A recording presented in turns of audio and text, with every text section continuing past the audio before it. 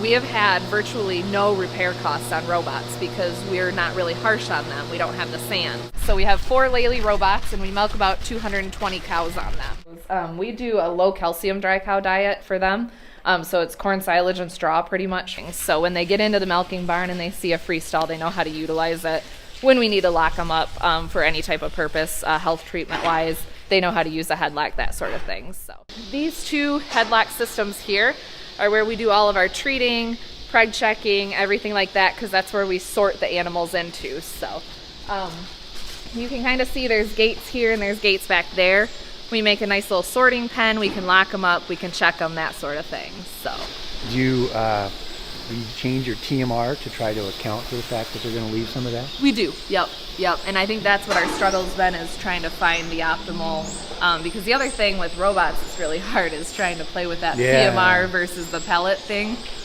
Right now we pulled a little bit of energy out to try to get more visits through the robot, but with that I think we pulled a little too much energy out, and that's why the cows aren't producing much. So we're going to put more energy back in, but hopefully not too much to where we lose visits. So it's that really big balancing act. And you play with starch and some non-forage fiber sources like soy hulls or something? Or? Yep. So right now we don't have, we have a little bit of soy hulls in, not enough to really say so, but we will play with that a little bit. We use soybean meal, so it's just corn silage, high moisture corn, which I think is a little bit of our problem, to be honest with you. I don't think a robot herd in high moisture corn is maybe the best fit. Yeah. So we're looking at maybe next year going to something a little bit different to try to really reduce that big energy punch that we're kind of getting with that high moisture corn. And the robot, how much are you feeding in the robot then? So I think we average about 13 pounds of pellet through the robot. And the pellet is what? It's a mixture. We've got some protein source in there, some energy source in there. Starch, you mean? Starch, yep. So that starch would be, because it's a pellet, it's probably fermented pretty fast. Yeah, very fast starch. And then you got high moisture corn that's fast starch, and you just got a lot of too much of that fast. I would be bumping up the soy hulls. Fill them up a little bit.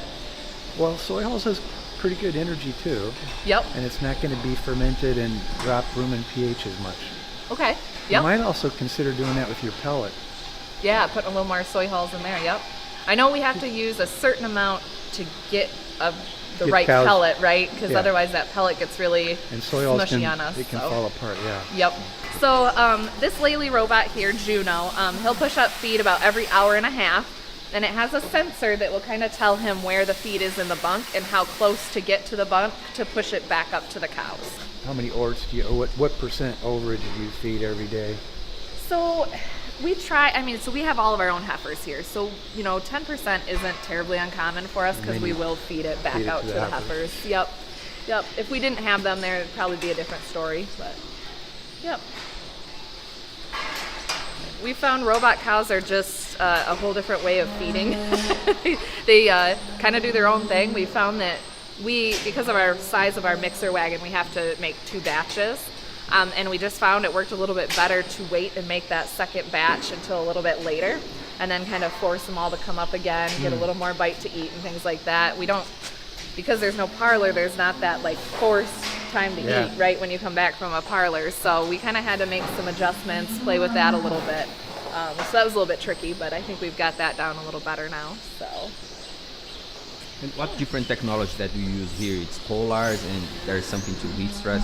Yes. So all the collars you see on the cows here, they are all going back to the computer system, and then they work with the robot system as well. And so the data that we get off of that is we get rumination data. We get all of the data through the robot off that. So milk temperature, pounds of milk. We get all sorts of heat information as well, so pedometer type information from it too. So the collars were a big learning curve for us because previous to that we didn't have anything. So it was kind of a flood of information, which I think was a little bit harder for us to manage as people, just how we take that information and we utilize it into something practical for us. And about reproduction, do you watch some information in the collars to Absolutely, yeah. We've gone a little bit away from timed AI per se, and we do a lot more off the collar breeding. So that's been a nice addition when we put the robots in too. So yeah. What, you just talking about breeding? I didn't hear that. Yeah. So do you timed AI or? So we do a little timed AI, but I was telling him we went away from so much timed AI when we got the collars, and we do a little bit more off the pedometer type information. I was telling him that was probably one of our biggest learning curves going on the robot. We didn't have any collar system or anything going into them. So putting these collars on, we have rumination, we have pedometer, we have, you know, about everything you can want. And it was more so from a people standpoint, was learning, okay, I have all this information, what do I do with it? You know, how do I utilize it to where it's actual, you know, useful information? So I think we've got that down pretty good now. So I would say one of the things we use is rumination the most. For breeding?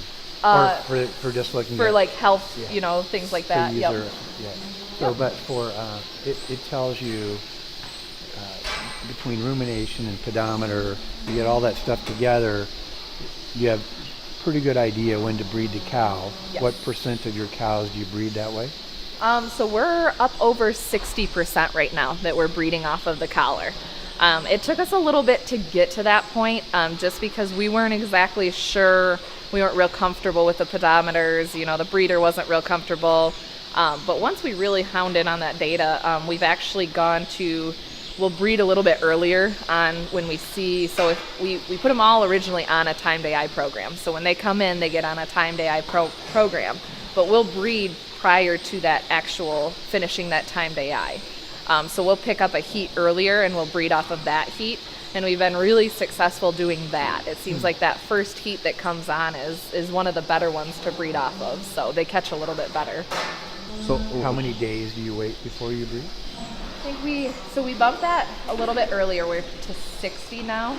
We were sitting at 70. We bumped it back to 60.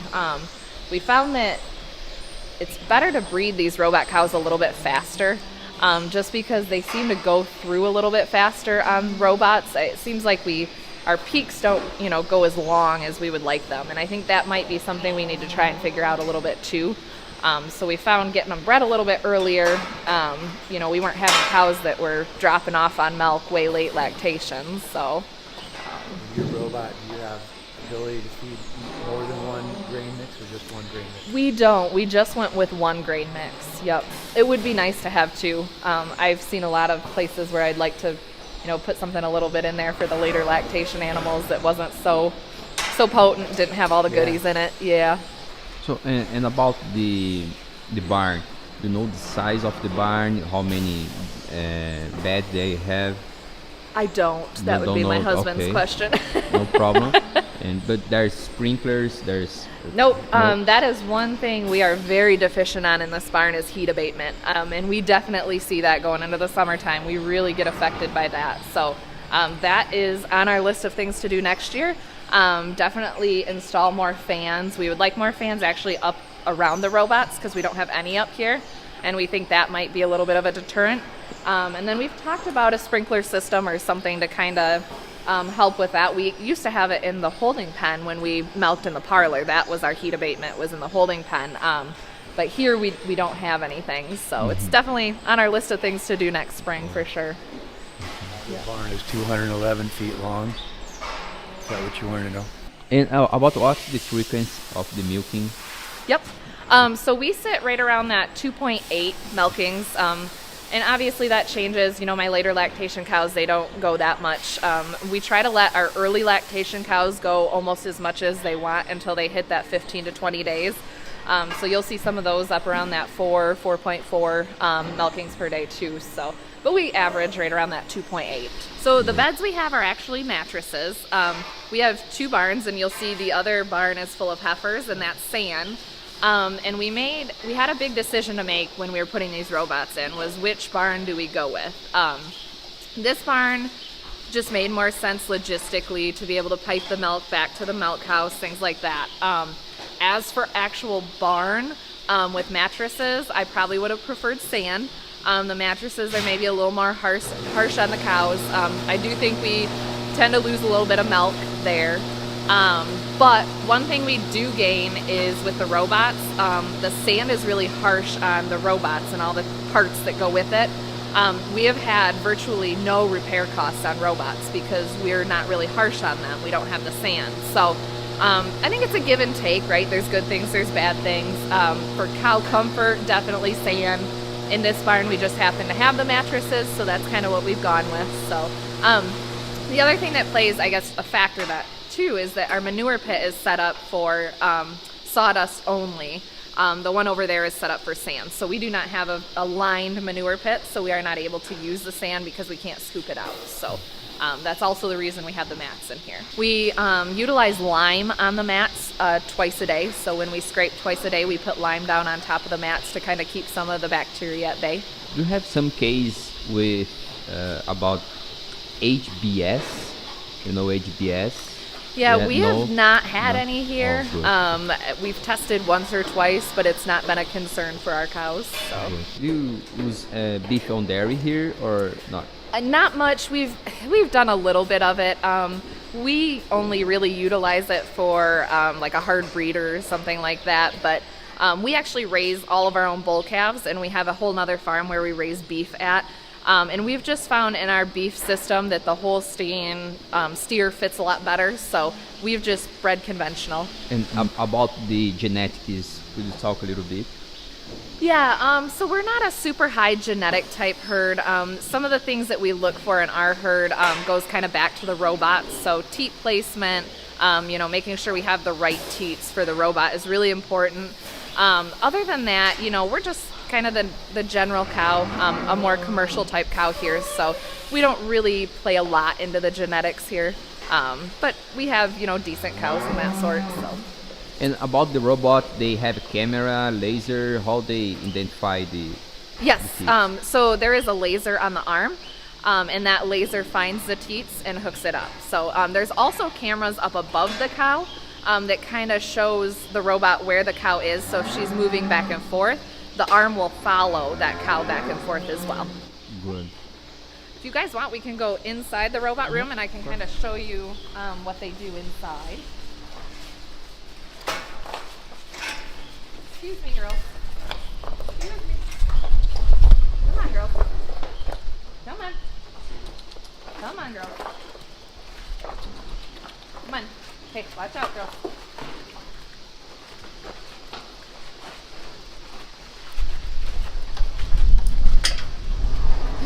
We had to install the gate and then the lock because the cows were beating our doors up. So what this does is it, in Michigan, we're required to brush twice. So it has a sanitizer on it and it brushes the teats off. It swings back out, sanitizes again, goes back in and brushes again, and then it actually dries. So it shoots air up to the teat and dries the teat off before it goes and hooks up. Then it will use a laser to find the teats and hook up the cups that way. How much costs to implement this robot here? I don't exactly remember, but the robots are a pretty hefty cost. What we ended up doing, we had the option to a lease to buy program. And kind of what we were explained is that these robots are like your cell phone, right? And after a few years, the new one comes out.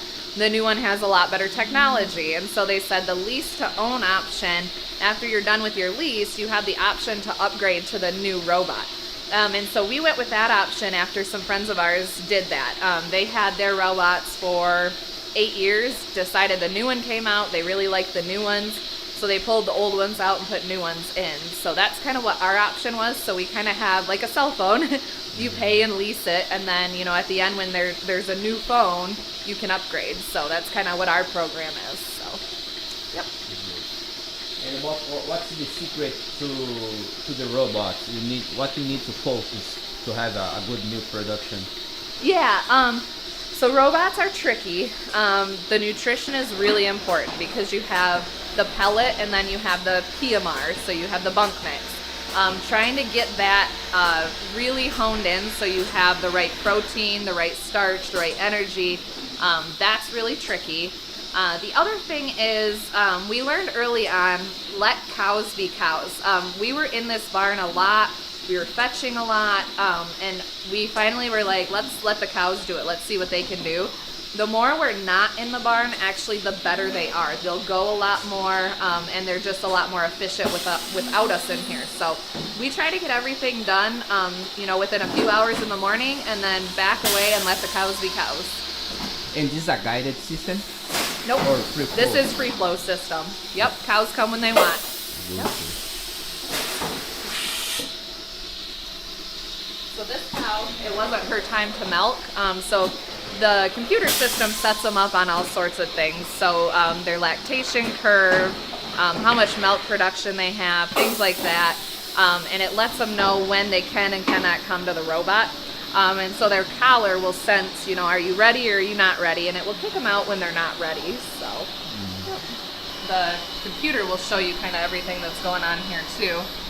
So we have like her number, her lactation, how many days in she is, how many pellets she's getting, how long it takes her to milk. And then it will show me, once it gets up and going, milk production per individual teat. And then it will also, it takes off the quarters according to their milk production, which is really nice. One of the things we're noticing now that we've been in it for a while, we have, our teat ends are just phenomenal. I mean, looks like the day they calved in. They are phenomenal teat ends. So that's one benefit here. We definitely are not over milking. We're keeping cows a lot longer. So one of the things we were told originally was that black teats can sometimes be a problem because the laser can't sense them real well. But we have a handful of cows with black teats, and they've done fairly well so far, so we've been real happy with that. We got one of these brushes here. A friend gave it to us, and the cows absolutely love it. So now we need to get another one because we don't have one in that pen. So I always feel bad when we put cows over there. They don't have a brush. So. You know how this works here, the effluent? Yeah, so this is mostly... So the robots wash, and they have, you know, we dump milk every once in a while from the robots and stuff like that. That all goes into this pit here. But we also scrape from our close-up pen into this pit. So this is just a holding pit that we have to, every 4 months or so, we have to take out to the fields. So, yep.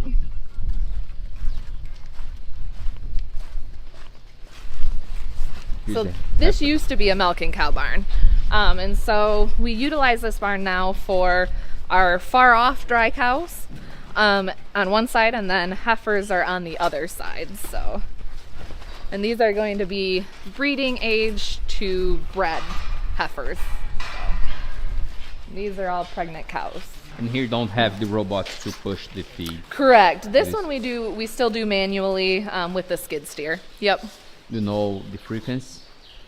So we're probably only maybe 4 times a day that we push feed up in here. It's one thing, so they told us that the robot that pushes feed up might actually be able to travel over here and push feed up. So it's something we're going to look into at some point in time because that would be a time saver for us, for sure. And you see the difference, the production? Over there, here, you know, the growth and things like that would be nice. I think we'd see better growth if we could push up a little more frequently to the heifers. Yep. What's the diet of the heifers? So the heifers are a lot of push outs from the cows. So whatever's left over there, we'll put in here. And then we just add a little bit of haylage, corn silage, a little bit of straw, and then a mineral. We tried early breeding, but we just didn't feel like when they were calving in that they were mature enough. They weren't making the milk we wanted them to. So we pushed it back a little bit. That 12-month is kind of where we start them at. So. And then on average, they are at 13 months or something like that? Yeah, yep, that's probably right. Yep. And do you look at height or anything when you breed, or? Yes, we used to a little bit better in the old barn. So we used to take all of our heifers to another farm before we switched this all up. And over there we actually had markings on some of the rails so that we could, if you're not this height, don't breed her kind of a situation. We haven't done that in a while, and we probably should. But our breeder, so we have a breeder come in and do the breeding for us. He's pretty good on, you know, eyeballing and kind of. So when you did height, what did you shoot for? I think we were 48, 50 inches? 50, 52 inches, something like that. Well, you know what 52 inches is on there? We could probably find it out and put a mark on it. That's what we did in the old barn, is we measured and put some marks out. Put marks on those. We just haven't since we've moved back in here, but. Came here, you decided you were done doing nutrition work. So I actually did nutrition work. So my husband and I have owned this for 12 years now. So I did my own for a little while. Yep. There were goods and bads to it. And honestly, in the parlor, it was a lot easier. I enjoyed that. We could sit that 98 pounds of milk, 4 or 5 butterfat. Like, it was super easy, super consistent. We moved into robots, and that was a whole different ballgame. It just wasn't as easy anymore. So, all the time. I called him the other day and blamed him.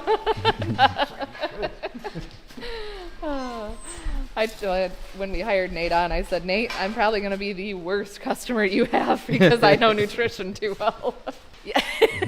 I was going to go to college for chickens. That was kind of that's where I was going until I met my husband here, who has a dairy farm. Then we switched over to cows. Yeah. So this used to be our fresh cow barn, and we're converting it over now into our weaned heifer barn. And so all of our heifers will wean from the hutches, and then they'll come over into this barn and work their way through until they get up into breeding age. So Start using freestalls at a young age. Yeah. That's always fun. But it's good. Yep. I like it, yeah. Yep. We put a little bit of headlocks down here too, so they know how to use headlocks. Could you tell a little bit more about this? How this help you after in the other barn when they grow? Yeah. So we've always found kind of training these younger animals to use headlocks and to use freestalls. As they grow, as they become breeding age, and then as they transition into the milking cow, they then know how to use these types of things. So when they get into the milking barn and they see a freestall, they know how to utilize it. When we need to lock them up for any type of purpose, health treatment wise, they know how to use a headlock, that sort of thing. So that's why we kind of implement it in this barn. So we just basically train them. Okay. Yep. And about the robotic milking, how many days to adapt the cows when you change the system? And the first time, remember it's Used to the robot. Oh, yeah, that was a disaster. So we pushed cows for a week prior to starting on the robot. And that was actually one of the best things that the company ever told us to do. So we just let the robot kind of be open, and all we did was push them through without getting milked or anything.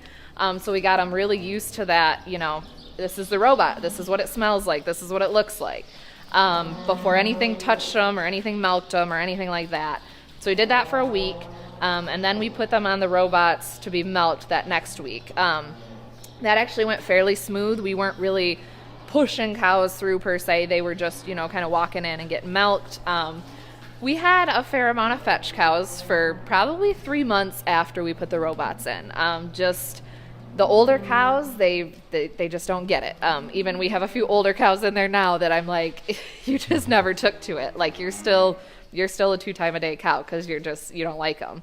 The young cows coming in, you didn't have to touch them. They would fly right through. They'd go on the robot. They'd milk themselves. You don't have to go fetch them or anything. So, big learning curve for us and for them. But yeah, it was. We made the mistake of starting in January. It was the coldest time frame, and we were out there pushing cows for weeks and 24/7. For the first week, you're out there 24/7 pushing animals. So we had shifts of people doing it, but that was a very rough few months. Yes. Yep. So these ones have been on TMR for a while, but when we move them from here to here, we actually feed this on top of the TMR to kind of get them going. So at what age do they start getting the TMR? I try not to start the TMR until 6 months. That's usually my goal. So Have you ever tried earlier? we've tried. I've done studies with calves, and I've had TMRs. I've had calves eating TMRs at 12 weeks. Really? We've No tried. problem. We just don't see. I mean, our calves just kind of tail off once we go to TMR. So. Really? I had them gaining faster than I wanted them to gain. Really? with the TMR at 12 weeks. We should probably try to push it, especially in this new barn. We might find something different than than the old barn. And so in the old barn, we were making, I think, too many changes at once because they were coming from one pen pack barn over into a freestall barn, and we were trying to do a TMR at that point. And I think we just threw too much at them. So I think now here, where it's a very much easier transition, we could probably get away with that. When we did it, we started at 9 weeks. We started with feeding them a TMR with some grain. And then by 12 weeks, that's all they ate was a TMR. Really? And from 12 to 24 weeks, I had I had 3 different, I'm trying to remember the study now, I think it's 4 different groups. So I had a high and a low. My high calves from 12 weeks to 24 weeks were gaining 2.5 pounds a day. Wow. On a TMR. That's crazy. So you can do it. Yeah.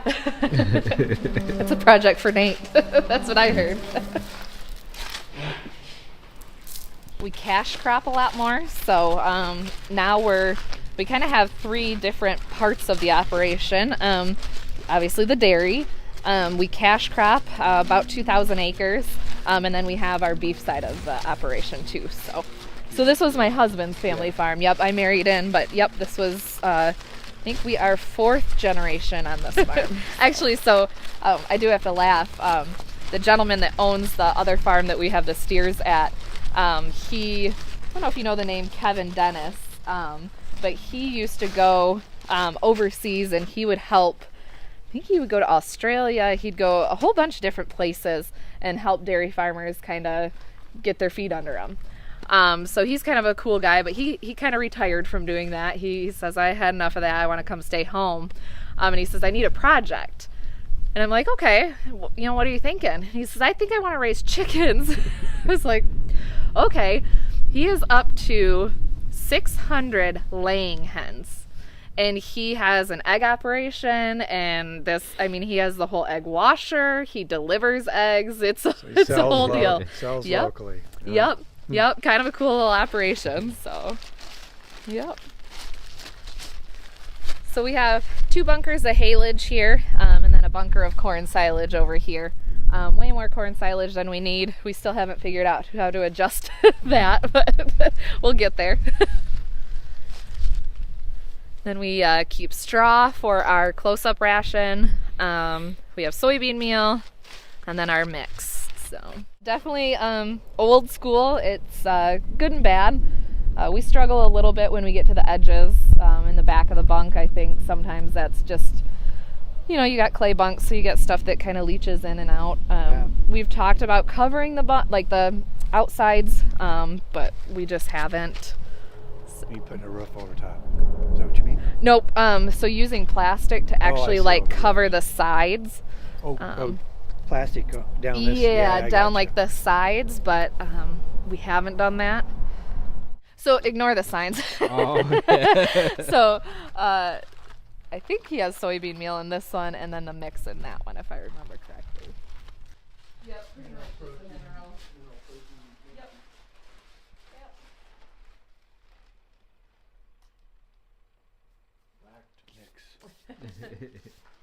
We have a chopper on the baler, so it comes out a little bit chopped because of the baler, but we actually put this into our mixer just like this and run our mixer a little bit longer. Seems to work okay. I'm sure we go through more mixer knives than we need to, but beats having a and they don't leave straw grinder. They eat it with everything else. Yeah, you don't put this in the mainly in our close-up ration. Okay. So we do and we haven't looked at the close-up cows. We can look at those. We do a low calcium dry cow diet for them. So it's corn silage and straw pretty much for them when they get up to the close-up stage. So that's where a lot of that will be used. So. And they're not leaving the straw? Not really, no. When we process it with the corn silage, it does seem to process pretty well. Probably have the most work to do on our farm would be coming up with a better system here. We have the really old H bunk here with the roof over it. We still feed in. Just a different system here would be a lot more efficient for us. I think better for the cows. And then this is where we still have like the calving problem, because we don't have a bedded pack, and sometimes they calve at night and that sort of thing. So this is our biggest area to work on. So this is a close-up cow pen. We don't normally have this many close-up cows, but we are due to calve in way more than we normally do this month. So that's why it's a lot fuller than it normally is. But cows eat out of the H-trunk here, wander around. They have sand beds in the back. And then this other portion of the barn is where the calving pens are. I can show you that too.